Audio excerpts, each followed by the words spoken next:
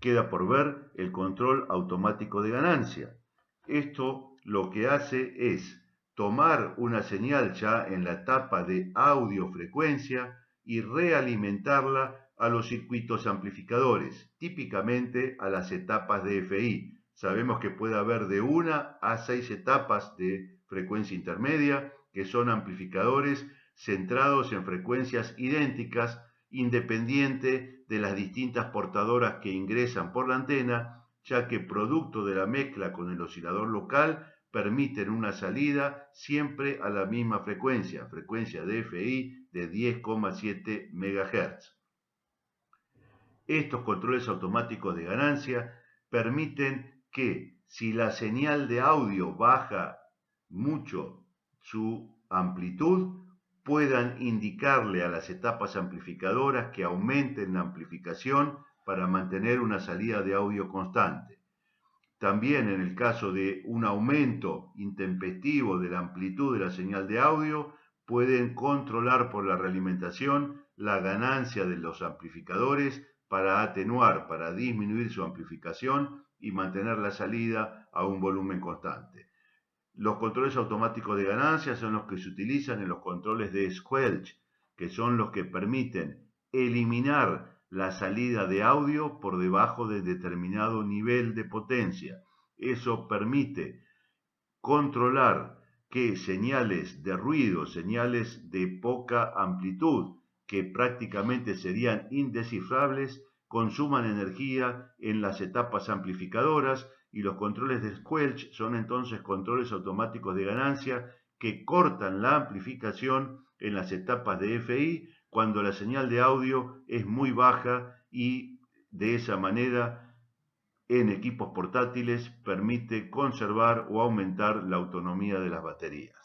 Por otro lado, un control automático de frecuencia lo que va a hacer es corregir las variaciones de frecuencia de oscilación del oscilador local.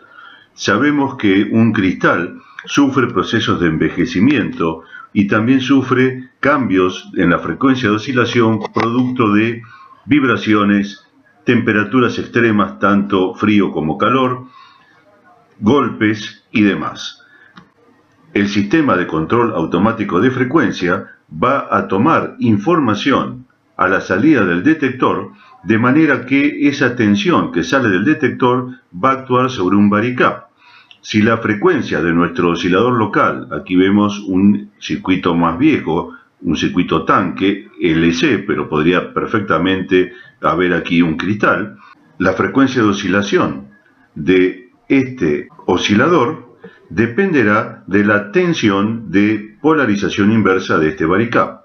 Por lo tanto, este circuito de realimentación es el que va a detectar cambios de frecuencia en los 10,7 MHz y va a introducir entonces una tensión positiva o negativa para aumentar o disminuir la frecuencia del oscilador local, que no es otra cosa que un oscilador controlado por tensión.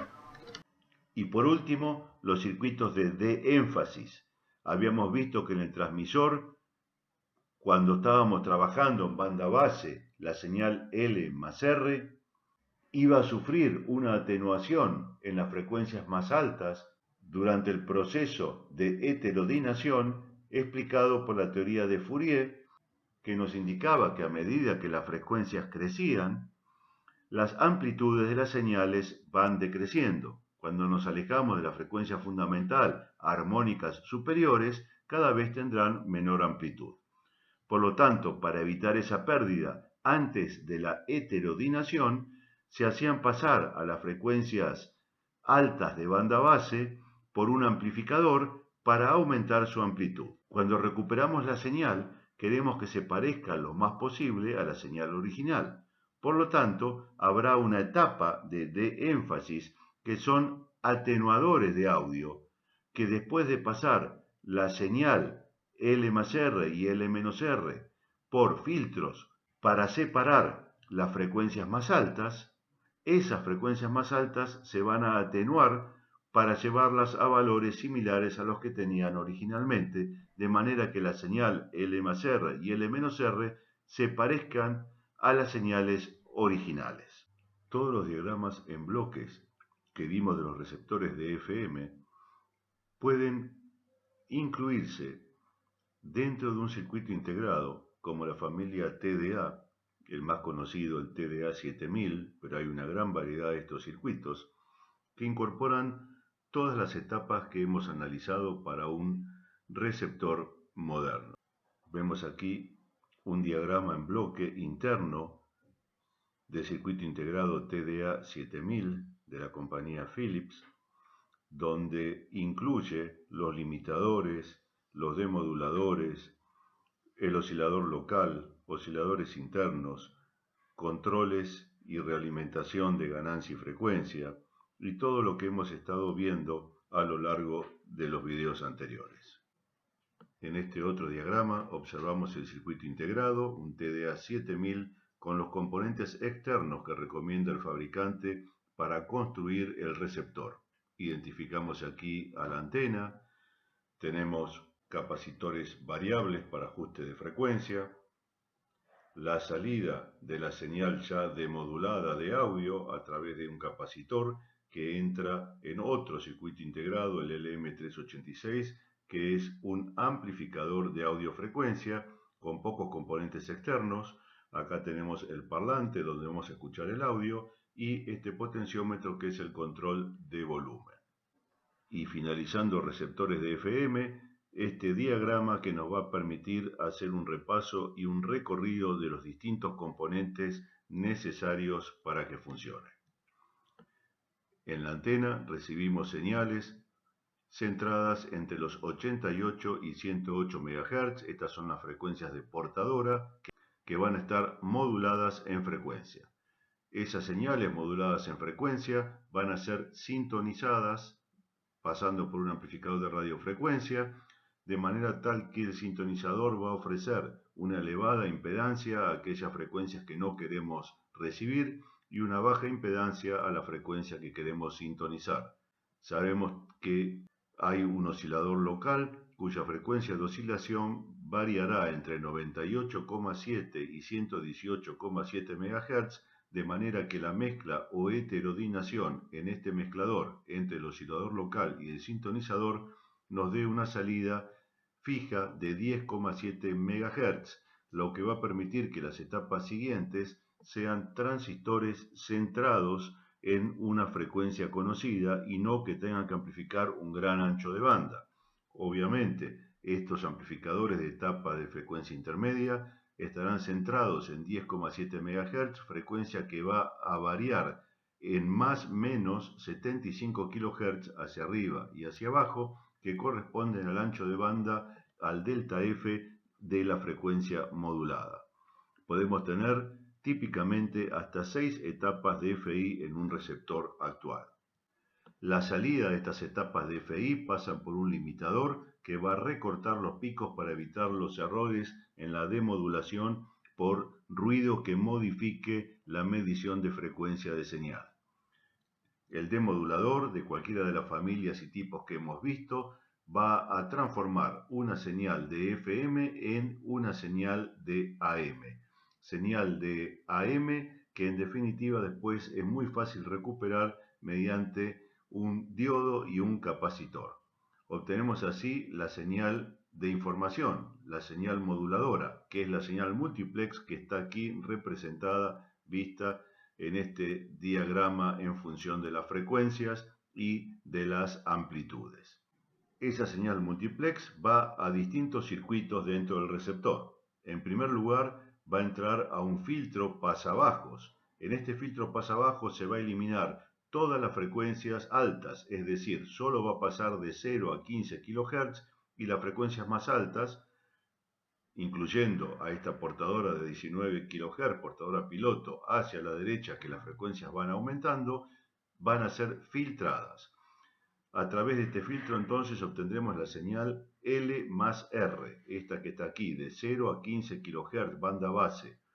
Esa señal L más R va a pasar por un circuito de de-énfasis para eliminar el aumento de amplitud que teníamos en la parte alta, en las frecuencias altas de la banda base, que ya habíamos visto que se lo hacían en el transmisor con un amplificador por el efecto de disminución de amplitud en frecuencias altas explicado por Fourier. Obtenemos así la señal L más R lo más parecida posible a la señal L más R original. Esta señal ingresará a un circuito sumador. Por otro lado, la misma señal multiplex va a ir a otro filtro, que en este caso es un filtro pasabanda.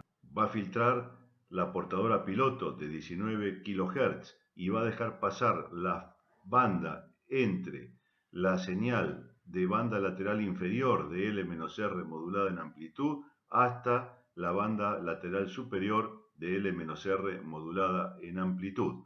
Por lo tanto, pasarán las dos bandas laterales L-R que ingresarán a un demodulador. La misma señal multiplex entrará a otro filtro, también pasabanda, que va a filtrar todas las señales entre 0 y 15 kHz y todas las señales de 23 kHz hacia arriba, de manera que solo pasará la portadora piloto de 19 kHz, que ingresará a sendos multiplicadores de frecuencia. Y la misma señal multiplex entrará por último a un cuarto filtro pasabanda, donde filtrará todas las frecuencias inferiores a la que corresponde a la modulación de datos centrados en 57 kHz, de manera que tendremos aquí la señal ASK, modulación por desplazamiento de amplitud, que sabemos que es una señal portadora analógica que modula datos digitales. Esta señal entrará a un demodulador ASK.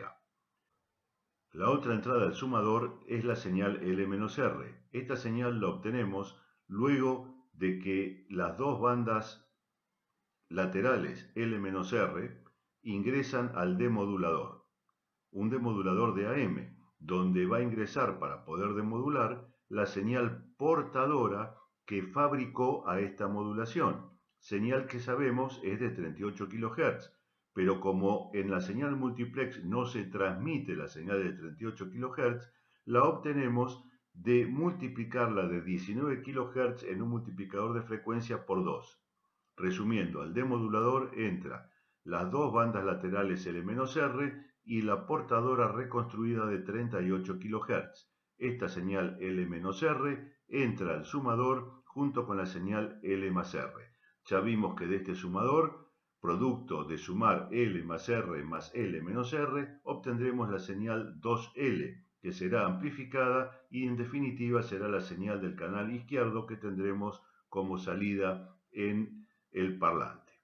Por otro lado, necesitamos restar la señal L más R de la señal L menos R. Por lo tanto, ambas señales ingresarán a un circuito sumador, donde la señal L menos R pasará antes por un inversor, de forma que aquí queda L más R menos L más R. Resultado, salida 2R. Se amplifica y va al parlante derecho. Nos queda ver qué hacemos con la señal ASK, la señal de radio digital. Esta entrará a un demodulador ASK, pero para demodular esta señal modulada en amplitud necesitamos la portadora que la fabricó. Y la portadora que la fabricó de 57 kHz tampoco fue enviada en la señal multiplex. Por lo tanto, tomaremos la de 19 kHz, entrará a un multiplicador por 3, se convertirá en una señal de 57 kHz de baja potencia que ingresa al demodulador y nos permite recuperar los datos que enviamos en esta parte de la señal multiplex. De esta manera vemos cómo tenemos un diagrama completo de funcionamiento de un receptor de frecuencia modulada.